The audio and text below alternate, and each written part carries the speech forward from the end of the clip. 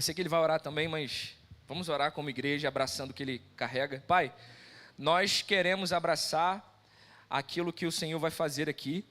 Queremos ir sem pretensão alguma. Queremos estar com o coração desarmado para aquilo que o Senhor vai fazer aqui. Que a gente possa entender, Pai. Desperta a nossa mente para entender o que o Gabriel quer passar para nós aqui.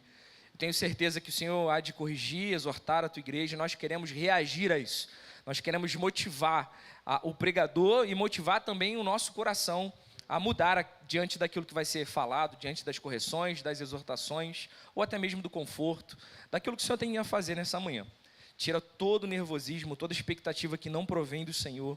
Em nome de Jesus, caia por terra, que o Gabriel esteja à vontade, livre para entregar aquilo que o Senhor colocou no coração dele. Assim oramos em nome de Jesus. Amém. Obrigado, pastor. Bom dia, igreja. Tudo bem? Ó, a paz do Senhor. Para quem é da paz do Senhor, né? Graça e paz, para quem é de graça e paz. E se você é do axé, você vai continuar com graça e paz. Não tem como falar axé para quem é do axé, né? Lucas, capítulo 18. Eu vou fazer assim, eu vou ler Lucas capítulo 18, versículo 35 a 43. E a gente vai usar esse tema, essa questão sobre a cegueira desse Bartimeu aqui, a cegueira desse homem, para a gente desenvolver a mensagem juntos, beleza? Amém? Consegue, Mateus, botar Lucas 18, versículo 35? Amém, meu irmão. Mateus está na primeira vez lá no slide. Ele é tímido. Ele adorou essa parte que a gente fez aqui. Eu vou ler na NVI, tá bom, gente? Brincadeira, Mateus, me perdoa, tá bom? 35. Ao aproximar-se Jesus de Jericó, um homem cego estava sentado à beira do caminho, pedindo esmola. Quando viu a multidão passando, ele perguntou o que estava acontecendo. Disseram-lhe, Jesus de Nazaré está passando. Então ele se pôs a gritar, Jesus, filho de Davi, tem misericórdia de mim. Versículo 39, os que iam adiante o repreendiam para que ficasse quieto. Mas ele gritava ainda mais, filho de Davi, tem misericórdia de mim. Versículo 40, Jesus parou e ordenou que o homem lhe fosse trazido. Quando ele chegou perto, Jesus perguntou-lhe, o que você quer que eu lhe faça? Jesus, o que você quer que eu lhe faça? Senhor, eu quero ver, ele respondeu. Versículo 42, Jesus lhe disse, recupere a visão, a sua fé te curou. Versículo 43, imediatamente ele recuperou a visão e seguia a Jesus, glorificando a Deus. E quando todo o povo viu isso, deu louvores a Deus. Feche seus olhos. Pai, obrigado pela tua palavra. Obrigado, Jesus, porque nós precisamos enxergar você. Obrigado porque essa é a nossa mensagem de hoje. Nós precisamos olhar para você com devoção, precisamos olhar para você com um coração contrito, com um coração devoto. Nos ensina a ver você, Jesus, hoje. Nos ensina a enxergar você hoje, Jesus. Nos ensina a te chamar de Senhor, a te chamar de o Senhor dos Exércitos, mas a te chamar também de amigo. Nos ensina, Pai. Nos mostra a tua glória. Nos mostra a tua verdade. Tira essas escamas nos nossos olhos. Hoje queremos enxergar você, Jesus. Em nome de Jesus. Consegue voltar para o tema aí, Mateus? Amém. Você consegue sim. Você vai ir lá na imagem, clicar 2 vezes no tema. Glória a Deus. Obrigado, mano. Mona Lisa. Leonardo da Vinci, 1503. Engraçado que assim, se eu for perguntar para você, a Mona Lisa, não sei se parece óbvio, mas talvez alguém aqui, talvez não seja óbvio. Mas a original é essa. Essa com a beleza peculiar não é ela. E essa quebrantada também não, é essa. E se a gente olhar para ela, eu não sei se você tem essa experiência quando olha uma arte que o Mateus, que está no slide hoje pela primeira vez, faz quando está aqui, ou você olha uma outra arte e você pensa, nossa, você tem várias experiências.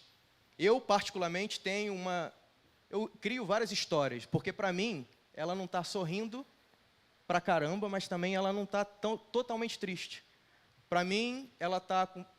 Tem dias que eu olho e eu acho que ela está com vontade de fazer cocô, ou eu olho e penso, caramba, ela recebeu uma notícia triste. A gente tem essas experiências olhando para uma arte. E se eu for perguntar para vocês o que vocês acham da Mona Lisa, provavelmente vocês vão falar assim, cara, para mim ela está rindo. Velho, para mim ela está apática. Para mim ela não queria estar ali, ela não queria ter sido pintada. Se ela estivesse viva agora, ela ia rasgar aquela foto ali toda. Se eu for perguntar para vocês o que vocês acham, a gente vai ter várias opiniões sobre a Mona Lisa. Várias opiniões para dar. É natural. Teve uma IA, colocaram a Mona Lisa numa IA atual, inteligência artificial, e essa IA, com base em alguns rostos femininos, disse que está 83% de chance dessa Mona Lisa estar feliz. 83%. Não significa nada para mim. Para mim ela está apática ainda. Para mim ela não está tão fervorosa. Parece que não, irmãos, mas eu estou falando da Mona Lisa só para introduzir a mensagem.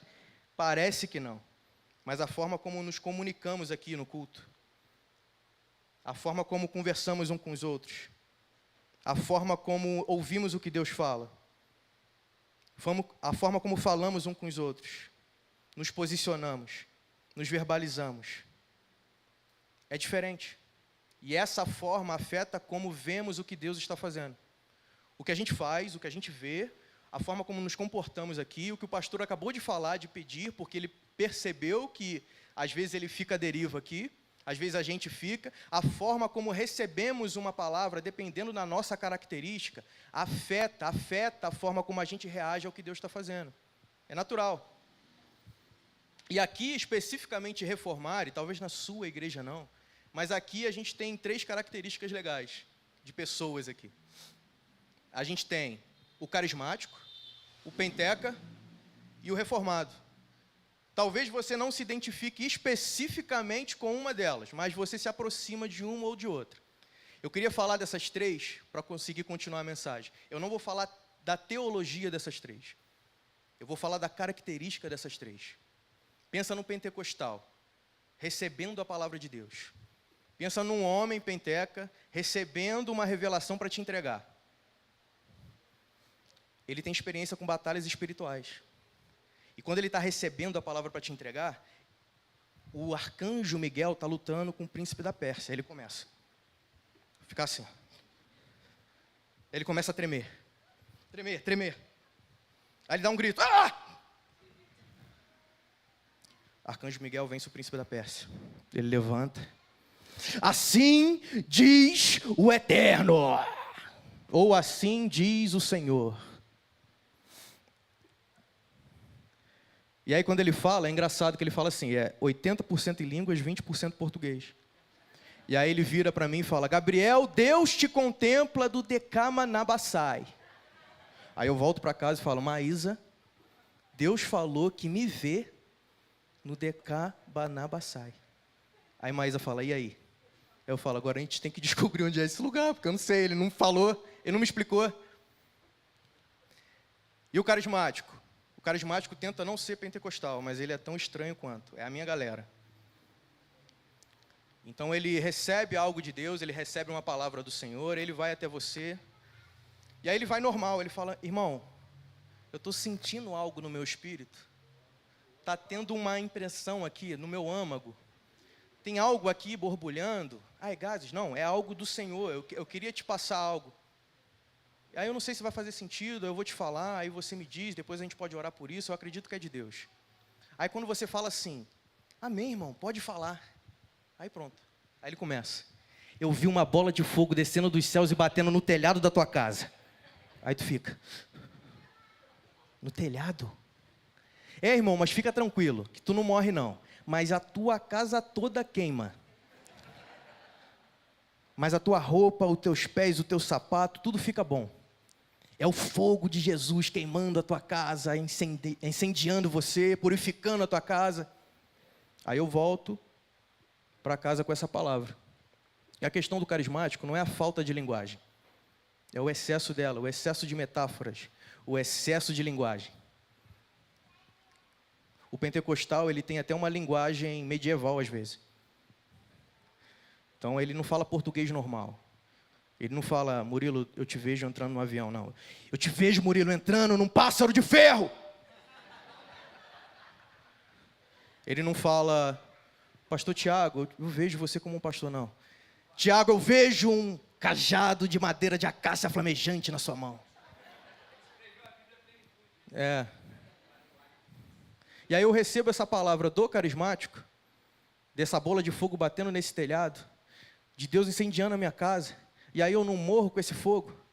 E aí eu volto para casa e falo, Maísa, eu sinto no meu âmago, eu tenho uma impressão de que Deus nos ama, mas Ele não gosta da nossa casa, não. Maísa, pega tuas coisas, vamos ficar um tempo na casa da minha mãe. Por quê? Não sei, mas vai acontecer alguma coisa com o telhado. E o reformado, quando recebe uma palavra de Deus? Ele faz a SMR com Deus, sempre assim, ó, ele está orando.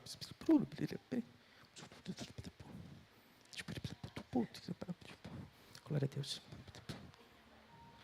Aí vem Deus e fala com ele, vai lá na Ana e fala que eu vi ela orando de madrugada. Aí ele sai.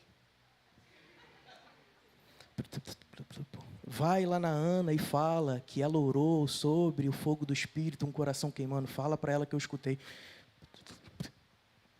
Sai, demônio! Está amarrado. Ou tem a outra vertente, a outra linhagem do reformado, que é uma linhagem mais pietista, mais autocomiseração. Ele ouve a Deus, mas aí ele entra numa noia, ele não consegue entregar a palavra. E ele fica, Pai, como entregarei tais palavras para Ana? Sou apenas um pequeno mancebo diante do abismo da minha existência. Como posso eu entregar tais palavras? Careço da sua glória, careço da sua misericórdia e graça.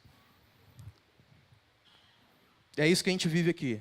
Talvez na sua igreja, se você não é daqui, talvez na sua igreja seja um pouco menos. Mas aqui, especificamente, reformar, a gente tem essas características, é engraçado. E a gente vive isso todo culto, é uma festa estranha com gente esquisita. A gente está vivendo isso aqui o tempo todo. Agora volta para a Mona Lisa. Obrigado, Mateus. Tirou onda. E se a Mona Lisa tivesse sido pintada pelo próprio Deus? Pensa, o próprio Deus fez essa arte. Aí já não interessa mais o que a gente acha. Já não interessa mais a nossa característica, a forma como nos expressamos. Já não interessa, isso é secundário. O que interessa é o que Deus quis dizer. Se o próprio Deus tivesse pintado a Mona Lisa, com certeza ela não estaria no museu em Louvre, na França. Com certeza ela não estaria num museu. Jesus não gostaria que ela estivesse num museu sendo avaliada em milhões e milhões e milhões de reais, inacessível aos órfãos, inacessível aos pobres, inacessível. Não, quando Deus fala algo, Ele quer que a gente leia isso. Ele quer que a gente veja o que Ele está fazendo. Ele quer que a gente perceba o que Ele quis comunicar. Não interessa a forma como recebemos. O que interessa é que se Ele está dizendo algo, precisamos ver esse algo juntos. Se Deus deixar claro o que Ele está mostrando, e sempre deixa, com certeza a gente vai ver, independente da forma como você recebe o seu jeito. Agora, se Deus deixar tudo na nossa mão, e claro, Ele não deixa, mas se Deus deixasse tudo na nossa mão, uma hora, essa igreja deixaria de ser de Deus e passaria a ser nossa. É por isso que a gente não pode tirar da mão dEle. É por isso também que a gente também não pode abafar quem a gente é. Porém, quem a gente é precisa estar alinhado com a ótica da pessoa de Cristo Jesus. Tiago, a gente foi em São Paulo, a gente passou na UAN, a gente gosta da UAN, né? A gente canta as músicas deles. E aí era um momento que os pastores, o Ale Matos e alguns outros dois, que eu acho que são presbíteros, eles estavam passando a visão para esse ano de 2025. Eles estavam passando para a igreja, né? Como vai ser, o que eles vão fazer. Aí eles falaram assim, o Ale Matos virou para a igreja e falou, a gente vai começar com escola bíblica. Aí eu, caraca, não tem? Eu imaginava que tinha, eu sei que muitas igrejas não têm, mas a gente pensa que tem. Vamos começar com teologia sistemática. Provavelmente o Wayne Grudem, provavelmente o que a gente está aprendendo há 2 anos e meio aqui, de forma mais direta. E aí uma coisa que ele falou me chamou a atenção. Ele disse assim, olha, por que a gente precisa de teologia sistemática? Porque a gente não pode fazer, colaborar ou ensinar da forma como a gente acha que é certo. A teologia sistemática me ensina a entender a linguagem de Deus. Então eu começo a achar o que é certo, porém a teologia me alinha com a linguagem, com o jeito do Senhor. E aí essa linguagem, essa verbalização me faz calar o que eu quero, o que eu gostaria de impor e começar a colaborar com pessoas que são tão estranhas quanto eu, dessa festa estranha com gente esquisita. Você pode ter sua característica, seu jeito, a sua forma de adorar o Senhor. Mas, se realmente estamos vendo Jesus, a gente precisa saber responder algumas perguntas. Por que o Tiago é o pastor dessa igreja e o Tiago é a Natasha? O que ele carrega? Qual palavra ele tem? Que tipo de legado eu estou aprendendo com ele? Por que não é você? Por que não é outra pessoa? Que tipo de legado eu preciso absorver dele? Por que ele é o pastor dessa casa? Se você acredita que foi Deus que o levantou, a gente precisa saber responder isso. Por que Deus trouxe tanta característica para esse lugar? Que tipo de propósito eu estou servindo aqui? O que eu estou vendo quando eu venho para a minha igreja local? O que você vê quando você vai para a sua igreja local? O que estamos vendo? Eu vou te dar um exemplo do que a gente tem visto como sala de oração. Um exemplo. Não é o exemplo, não é o que Deus falou unicamente, é uma leitura que Deus trouxe para nós. A conferência de mulheres aqui nessa igreja. Quem é do Papo de Mulher aqui? A conferência de mulheres canalizou todo o propósito que a gente ia viver para 2025. Foi como se fosse uma profecia, um soco no nosso estômago. Quem é da liderança percebeu isso de uma forma mais nítida. E aí a Natasha, ela começou a se posicionar naquilo que Deus chamou ela para fazer. Existe uma porção profética ali nela. E o que é a porção profética? Eu não sou bruxo, tá? Falo porção, é minha linguagem. O que a unção profética faz numa igreja? Quando a temperatura está baixa, ela denuncia essa temperatura baixa. Quando ela está alta, ela aumenta mais ainda. E aí as coisas mudam de lugar. A gente está aqui embaixo, a gente desce. Você que está aí, você sobe para profetizar. Os instrumentos ou param ou ficam mais altos. Muda. Só que as coisas podem ser barulhentas, mas elas não podem ser bagunçadas. Aí entrou o Tiago. Primeiro o termômetro, Natasha. Aí entra o Tiago, o termostato. Leu a temperatura, analisou a temperatura que a gente estava, criou limite para que a gente pudesse viver debaixo dessa temperatura. Qual foi o limite? Não sei se você lembra, a gente começou uma série, Igrejas que Calam Mulheres.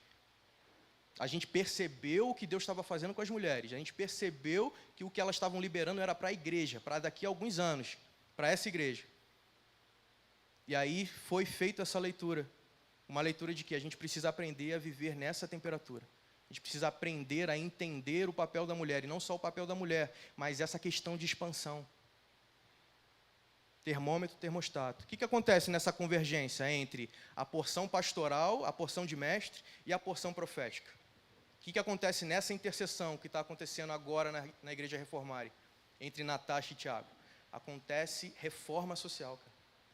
Acontece sustentabilidade teológica.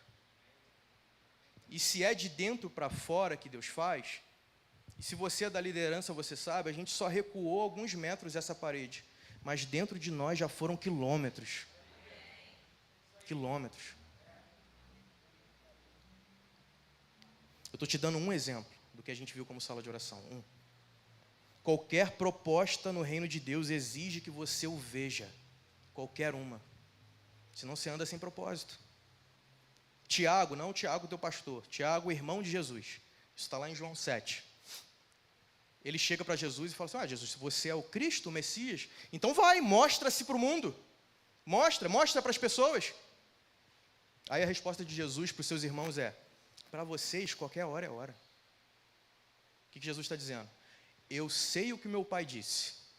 Eu sei o que ele disse sobre mim. Eu sei que não é o meu tempo de me mostrar ainda aos judeus. Mas para vocês, qualquer hora é hora. Se eu me mostrar agora, me mostrar depois, vocês andam sem propósito. Para vocês, qualquer hora é hora. Eu não preciso de conselho de quem não anda em propósito comigo, quem não me viu, quem não viu a messianidade que eu carrego. É isso que Jesus está dizendo. É isso que Jesus está dizendo. Você é o Messias? Então mostra. Não, para vocês qualquer hora é hora. E a Bíblia diz que Tiago falava de um lugar de incredulidade. A Bíblia diz que Tiago não cria na messianidade do seu irmão. Depois ele creu, obviamente. Se não estamos olhando para Jesus, estamos exclusivamente sem propósito. Exclusivamente, irmão. Eu sei que essa palavra é meio... é clichêzona aqui, mas a gente está. A gente precisa olhar para a pessoa de Cristo. A pessoa de Cristo que vai alinhar a nossa ótica. Aí tudo bem, cara, tudo bem. Faz a tua oração silenciosa. Dá teus gritos no corredor, igual eu gosto de ouvir o pastor Pedro fazendo. E tudo bem tu ficar igual eu, tremendo. Recebendo. Mas a gente está olhando para a mesma pessoa, então glória a Deus. Eu não tenho nada contra você. Se eu olho para a pessoa de Cristo, eu começo a olhar para você de forma diferente. Se eu olho para a pessoa de Cristo, eu não fico influenciando dentro de mim, resgatando algum tipo de defeito que eu vi em você.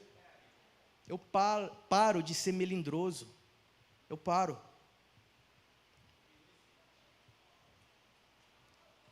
Nossa, que palavra incrível do Tiago, hein? Quem você está vendo quando você fala isso? Nossa, que palavra incrível da Natasha. Nossa, quando a Natasha ora, ela quebra qualquer barreira. Quem você vê? Quem você está vendo quando você fala isso? Também a gente não quer se envolver com um falso moralismo. Elogia, encoraja. Pô, Tiago, essa palavra aqui, irmão, eu precisava. Tu não é chaveiro não, mas tu virou uma chave na minha cabeça. Eu precisava ouvir isso aqui. Pô, Natasha, na moral, eu não sabia que eu estava com tanto demônio, obrigado. Encoraja. Encoraja. Mas tem uma diferença de encorajar e bajular, né? Quando a gente está olhando para Jesus, a gente não se envolve com o culto à personalidade. Entende, Reformário? Nós, como igreja, não precisamos de um culto a personalidades. O que nos atrapalha é ter algo a dizer, a achar, a preferir, sem estarmos vendo a mesma pessoa. Isso afeta a forma como fazemos as coisas aqui dentro. Deixa eu te falar um negócio. Tu consegue ficar alguns anos sem impor a tua opinião aqui dentro? Tu consegue ficar alguns anos sendo liderado no leme por uma pessoa que não tem todas as tuas características e aquilo que você acha que seria bom. Tem defeitos também, mas tem qualidades que você não tem. Você consegue ficar sendo discipulado por essa pessoa há alguns anos? É aí que começa teu ministério. É aí que você começa a ver a Deus. Você consegue ficar alguns anos insistindo em oração, na sala de oração, 1 hora por terça-feira, para conhecer o coração de Jesus? Talvez o teu chamado seja o chamado de Jesus no Getsemane, com seus amigos. Pô, será que vocês não conseguem ficar 1 hora insistindo comigo? Sentindo as aflições do Cristo. Você consegue? Ficar 1 hora insistindo com a gente por alguns anos, na terça-feira, é aí que começa teu ministério. É aí que tu vai ver Jesus. Você consegue ficar alguns anos, quem sabe 5, 10 anos, insistindo no Kids, para que a gente tenha uma rede, ou um ministério de jovens saudável teologicamente. Tu consegue ficar alguns anos insistindo no mesmo fundamento. 10 anos. Passo 1, 10 anos. E se Deus faz de glória em glória, passo 2 vai ser 20 anos. Aliás, o Kids vai começar com uma turma de pré-adolescentes. Você pode aplaudir o Senhor por isso?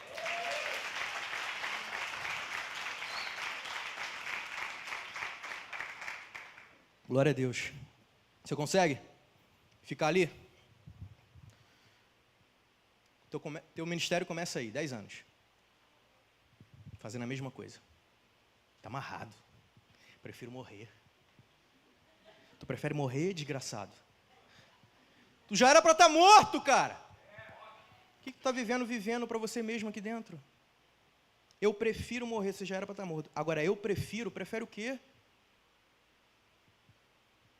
A palavra que você carrega diz, não sou eu quem vivo, mas Cristo vive em mim. As coisas velhas se passaram, eis que tudo que se fez novo. O que tu está preferindo? O que a gente prefere? Me explica em libras. Talvez seja diferente, o prefere. O que a gente está preferindo? Gabriel, eu tenho um chamado pastoral, nasci para ser pastor, Deus já me confirmou, beleza, tu consegue esperar 5 anos, aí depois que tu espera 5, tu espera mais 5, 10 anos. Aí depois que tu espera 10, tu consegue esperar mais um pouco? Pô, não faz sentido, cara. Esperar, Deus já confirmou, não, tudo bem, talvez não faça sentido para você, mas talvez aqui seja assim. Pô, mas aí então não está certo, não concordo, tudo bem, você não serve para ser pastor na Reformária. Amém? Jacó trabalhou 14 anos por Raquel, 7 anos recebeu Raquel, depois fez um acordo para mais 7, 14 anos por Raquel. A Bíblia diz que ele não sentiu, pareceu poucos dias, porque ele a amava muito. Você ama Jesus? Amém. 14 anos não são nada. Sabe por que parece que é tempo demais? Porque ainda não vimos a mesma pessoa. Quando olhamos para ele, paramos de tentar colaborar com o reino de Deus na ótica da conquista e começamos a colaborar com o reino de Deus na ótica de filho amado, de servo fiel. Como é que funciona a métrica do mundo? Você estuda, passa no vestibular. Estuda mais ainda, pega um diploma sinistro, esfrega na cara de um dono de multinacional ou vira um empreendedor, conquista teu espaço. E no reino, como é que funciona? Eu quero o lugar do Jean, o primeiro lugar. Então, na verdade, você vai servir o Juan, que está lá em último. Aí, quando você começar a servir o Juan, Deus vai tirar essa pira que você entrou de conquistar o seu espaço aqui dentro. E aí, quando você chegar no primeiro lugar, você vai estar tão desprendido de você, olhando tão fixamente para Jesus, de forma tão devota, que você não vai estar preocupado, Deus, obrigado pela minha vitória. Você não vai estar agradecendo pela sua vitória. Você vai estar procurando outra pessoa para colocar no seu lugar, porque você olhou tanto para Jesus que você percebeu: o meu lugar é o último lugar.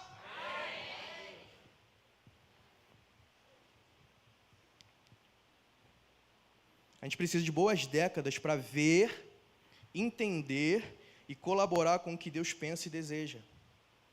E olha, talvez você ache, pô, é injusto, hein, Gabriel? Tu não tem nem 30 anos e está falando de décadas. Irmão, eu não gostei de todos os confrontos que tem aqui dentro. Não gostei. Eu não gostei de todas as linhas que eu li aqui. Eu trocaria esse versículo que eu acabei de falar, em outras palavras: aquele que quer ser o primeiro, seja o último e servo de todos. E eu sei que você trocaria também. Mas eu comecei a ler, e aí eu fiquei assustado, com medo de João escrever o meu nome na carta Laodiceia também, igual você. Mas começou a gerar vida em mim. Começou a gerar vida em mim essa palavra.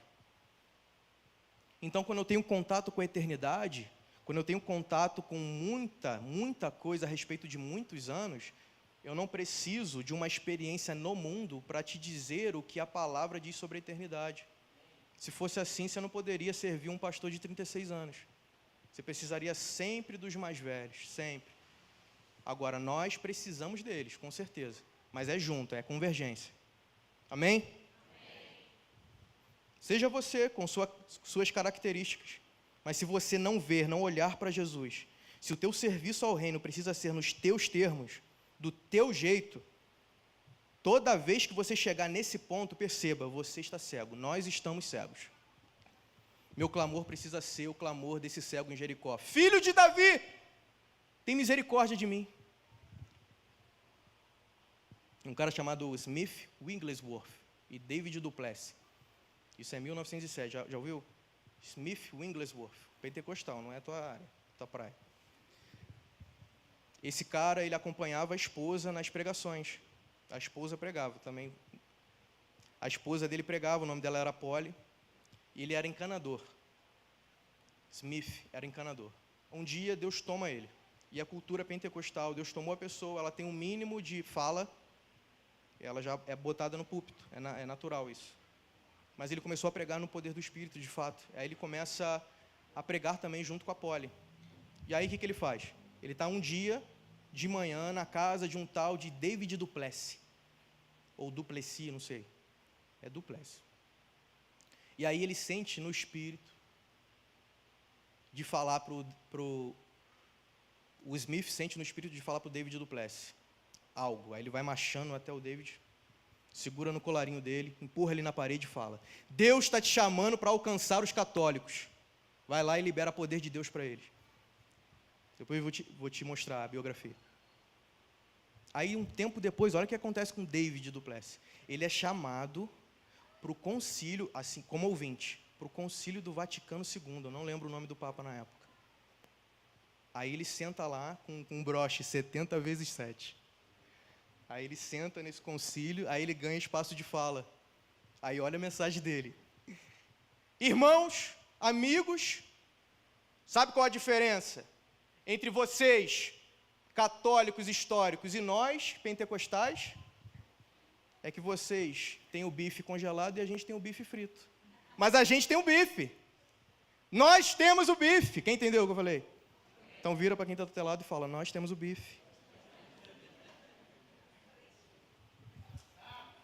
O que David du Plessis está confirmando aqui não é o bife. Não é a analogia ridícula que ele fez na frente do Papa. O que ele está fazendo é confirmando o que Paulo também fez. Não foi aos poderosos com palavras de persuasão, com palavras de sabedoria, mas no poder do Espírito. O que ele está confirmando é João capítulo 1, versículo 14. E o verbo se fez carne e habitou entre nós. Vimos a sua glória, vimos a sua glória, vimos a sua glória, a glória como a do unigênito do Pai, cheio de graça e verdade. Obrigado pelo amém, foi ótimo. O louvor pode subir, se quiser. Não, pode subir, mesmo não querendo. Lucas capítulo 18, vamos voltar, versículo 40 e 41. Não precisa ler agora na sua Bíblia não, eu acompanho você. Jesus parou e ordenou que o homem lhe fosse trazido, esse cego. Quando ele chegou perto, Jesus lhe perguntou, o que você quer que eu lhe faça? Pensa nessa pergunta. Pensa no teatro que a Dani faz aqui de vez em quando, o cego indo, tateando assim, ó. Tateando. Aí Jesus olha, vê. Aqui, segura, aqui. Segura. Aí Jesus olha naqueles olhinhos do cego, esbranquiçado de cegueira, e pergunta, o que tu quer que eu te faça? Se eu e você estivéssemos lá, a gente olhar e falar, caramba, será que Jesus tem problema também com os olhos? Será que tem cegueira? Você acredita que Jesus faz pergunta idiota? Acredita que é isso? Não. Não. Jesus não faz pergunta idiota. Jesus quer sinceridade mesmo da gente, mesmo parecendo óbvio do que a gente precisa. Ele não é arrogante. Jesus não é uma pessoa arrogante. Está nítido que você precisa enxergá-lo. Ele vai te perguntar, quer me ver? Quer olhar para mim? Ele quer que a gente peça algo. Jesus quer saber o que nos interessa. Pede o que você quiser, irmão. Pede o que você quiser.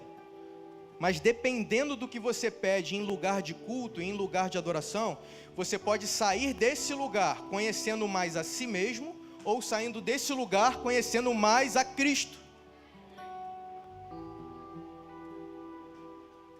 Agora, quando você pede para ver Jesus, ou você pede vendo Jesus, aí, irmão, aí você muda o grau da tua oração.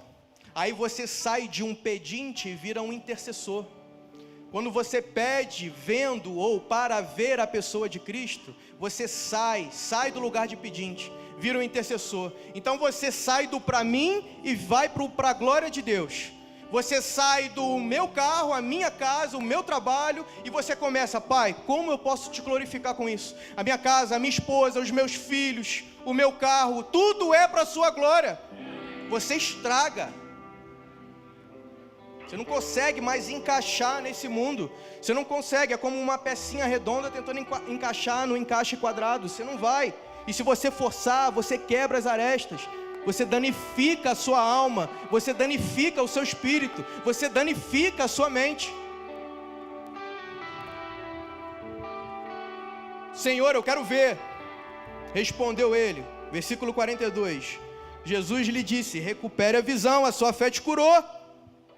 43, imediatamente ele recuperou a visão e seguia Jesus glorificando a Deus.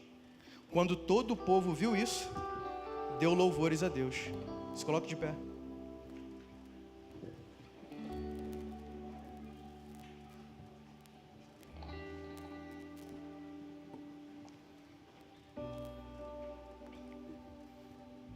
A gente precisa se desprender das estruturas para a gente fazer essa oração aqui. Feche seus olhos. Leva seu pensamento ao Senhor. Pai, nós oramos por olhos abertos agora. Algumas pessoas, Pai, estão congeladas no lugar. Congeladas. Pai, lembra essas pessoas. Davi foi conversar com Natã porque ele não achava justo morar em palácio enquanto o Senhor morava em tendas. Davi, cheio do Espírito Santo, olhando para a pessoa de Cristo, também, ainda não revelado como Cristo, mas olhando para a pessoa de Deus, falou para Davi: assim diz o Senhor, foi eu que te tirei das pastagens, sempre estive com você, eliminei todos os teus inimigos. Pai, coloca na nossa mente aqui essa manhã, que a gente está preocupado demais em construir um lugar, e o Senhor já está dizendo: estou aqui. Muitos não estão quebrantados, Pai, porque estão preocupados em fazer algo, montar algo. Jesus está pedindo: perceba as minhas mãos, para de olhar para as suas. Perceba o que eu quero te mostrar, para de tentar ver o que não me revela.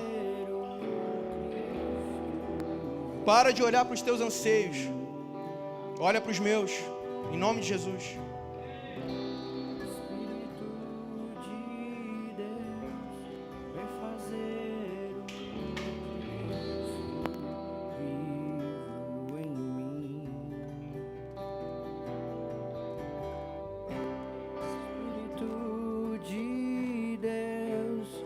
Fazer o Cristo vivo em mim. Espírito de Deus, vem fazer o Cristo vivo em mim. Espírito de Deus, vem fazer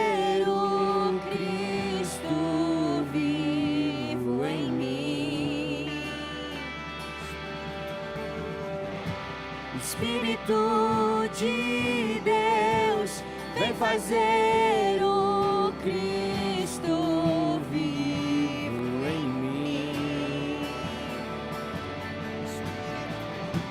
Espírito de Deus, vem fazer o Cristo vivo em mim. Espírito de Deus, vem fazer o Cristo vivo em mim. Espírito de Deus, vem fazer o Cristo vivo em mim. Espírito de Deus, vem fazer o Cristo.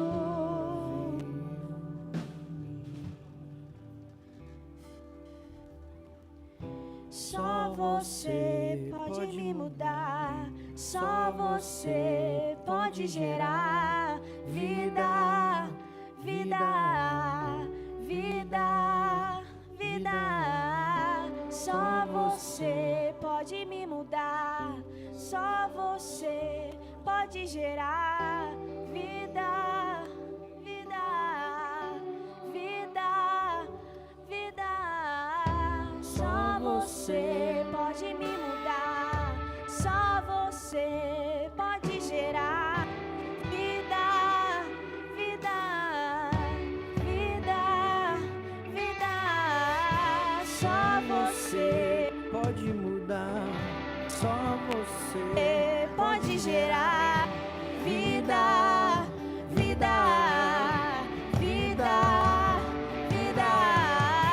Só você pode me mudar, só você pode gerar vida, vida, vida, vida. Só você pode me mudar, só você pode gerar vida.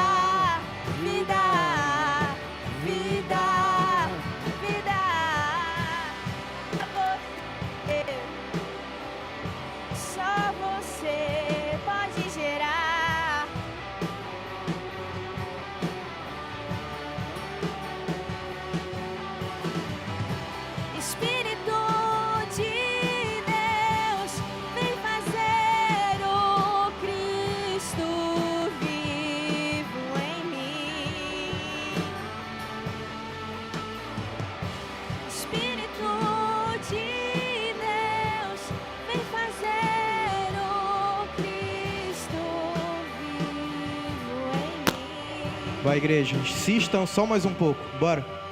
Insiste mais um pouco. Declare isso em voz alta. Espírito de Deus, vem fazer o Cristo vivo em mim. Insiste mais um pouco nisso. Você não precisa sentir não, irmão.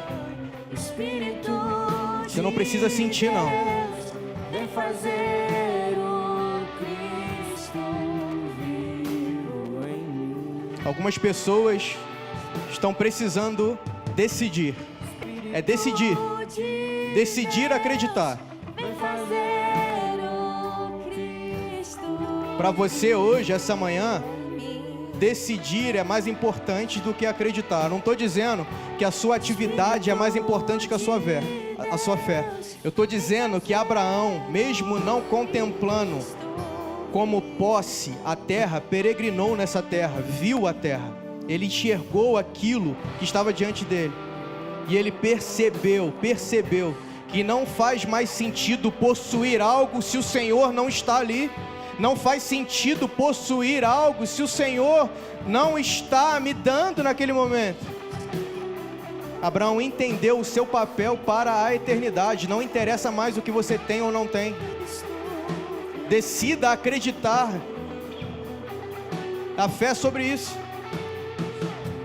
Não é sobre o que você conquista, é sobre o que você entendeu na pessoa de Cristo. Mas é insuportável enquanto você não olhar para Ele.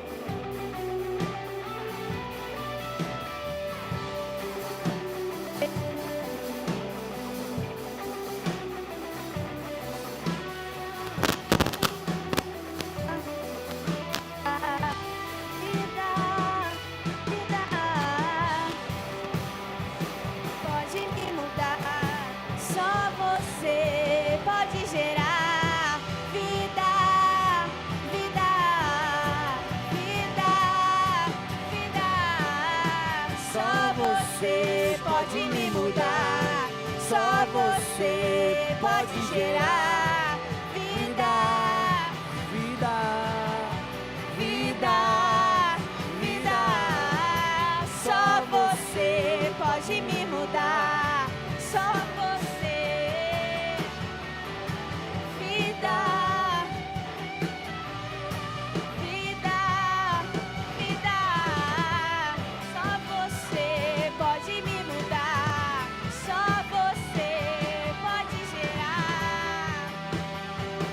Só você.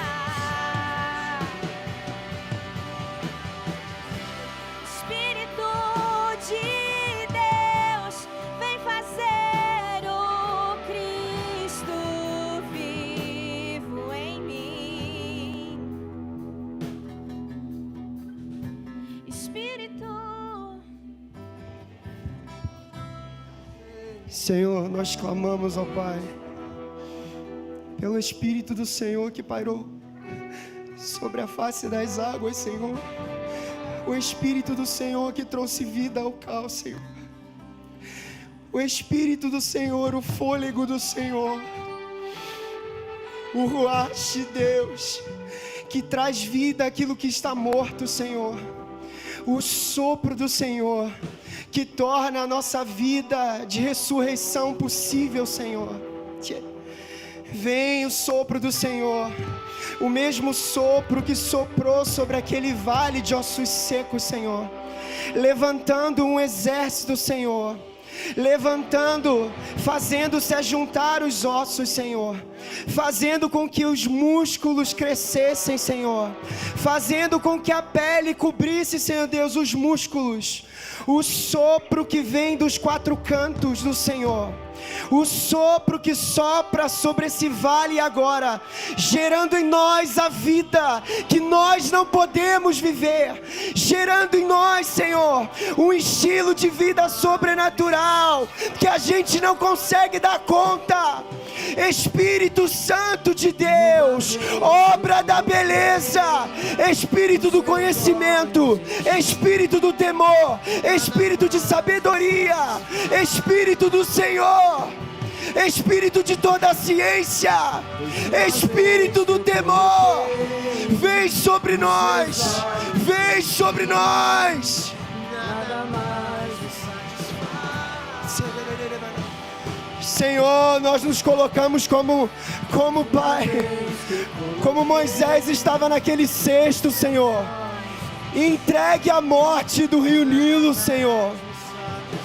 Como aquele povo que entrou dentro daquela caixa, aquela arca, Senhor, aquela arca de Noé, Pai, e se colocou debaixo das águas, Senhor. Como aquele povo que sobe ao madeiro, Senhor. Como aquele povo que toma a sua cruz, como uma semente coberta pela terra, Senhor. Se o grão de trigo não cair na terra e morrer, permanece ele só.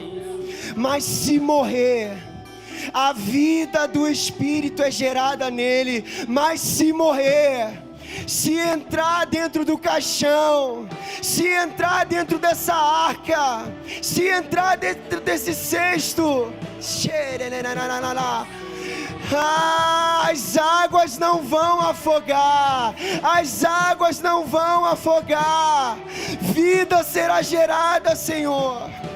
Senhor, nós somos esse deserto, Senhor, nós somos esses ossos secos, e só você pode gerar a vida, só você pode gerar a restauração, só você pode gerar cura, só você pode gerar em nós, Espírito Santo, santidade, santidade. Escreve em nossa testa santidade ao Senhor. Escreve em nossa testa santidade ao Senhor. Um povo sacerdotal que sabe que é pó, sopro da sua boca, barro das suas mãos. Derrama, Senhor, o teu vinho, o teu óleo. Santidade ao Senhor, santidade ao Senhor,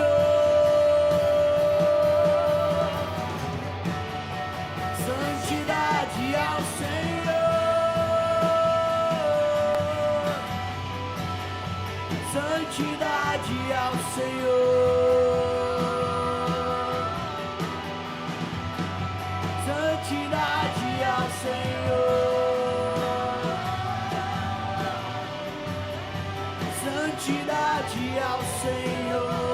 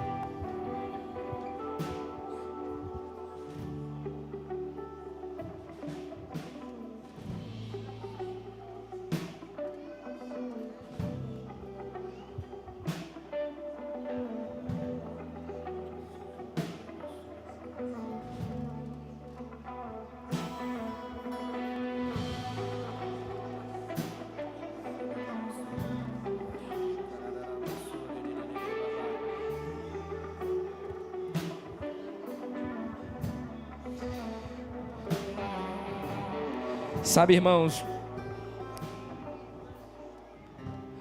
o nosso problema como sacerdócio real, como igreja coletiva, é que a gente acha que faz sacerdócio com os olhos fechados. A gente acha que exerce o nosso momento de intercessão como sacerdote de olhos fechados. Mas se tinha um momento que o sacerdote não podia fechar os olhos, é enquanto ele ministrava ao Senhor e ao povo. Um sacerdote não é aquele que olha para dentro de si, é o que está de olhos abertos, olhando para dentro de cada um. A igreja foi chamada, ela é reconhecida como um sacerdócio. O problema é que a igreja, na hora de exercer sacerdócio, ela olha para dentro dela. E na nossa adoração coletiva, está todo mundo olhando para dentro de si. Ou seja, todo mundo de olhos fechados, olhando para dentro de si, vendo tudo escuro.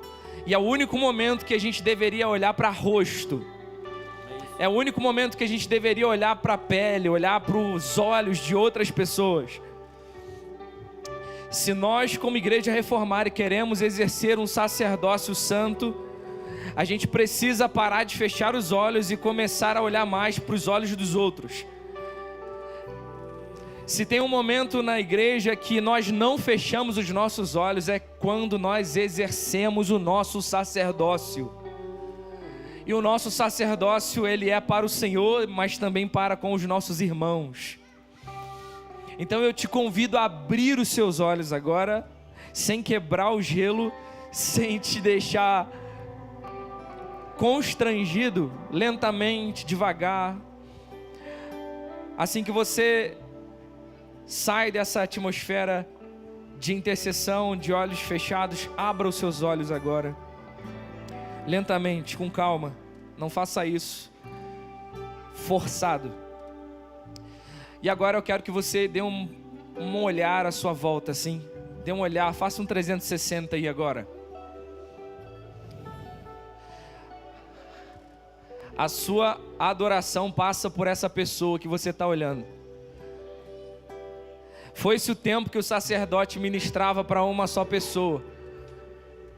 Foi-se o tempo que o sacerdote se fechava no Santo dos Santos e ministrava envolto a uma fumaça. Hoje você vê rosto, você vê gente.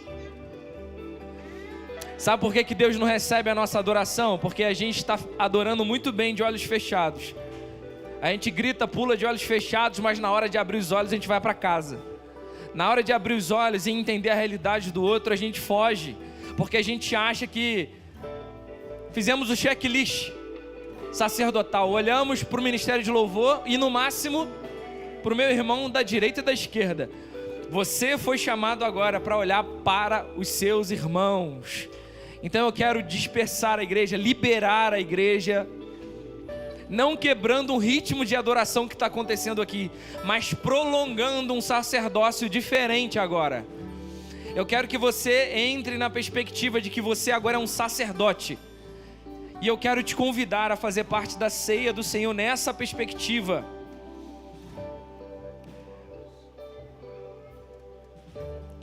Por isso, aquele que comer do pão do Senhor ou beber do cálice do Senhor, de modo que ofenda a honra do Senhor, está pecando contra o corpo do Senhor. Quem é o corpo do Senhor? A igreja do Senhor.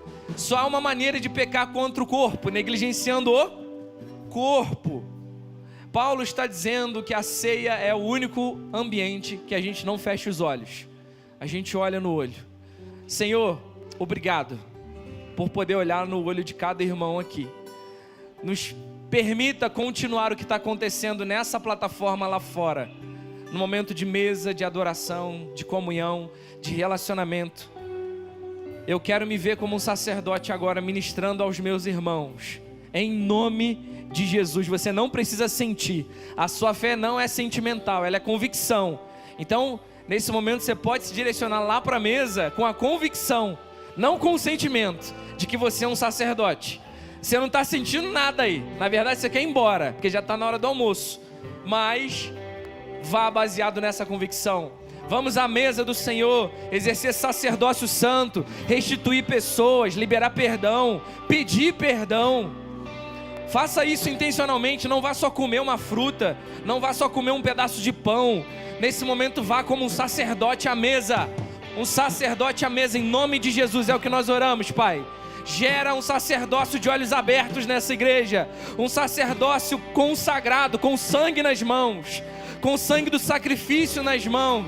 E o sacrifício sou eu, Pai. O sacrifício é a minha vontade, é a minha fome. O sacrifício é a minha vontade de ir para casa almoçar agora. Em nome de Jesus, é o que nós oramos. Dê um aplauso ao Senhor bem forte.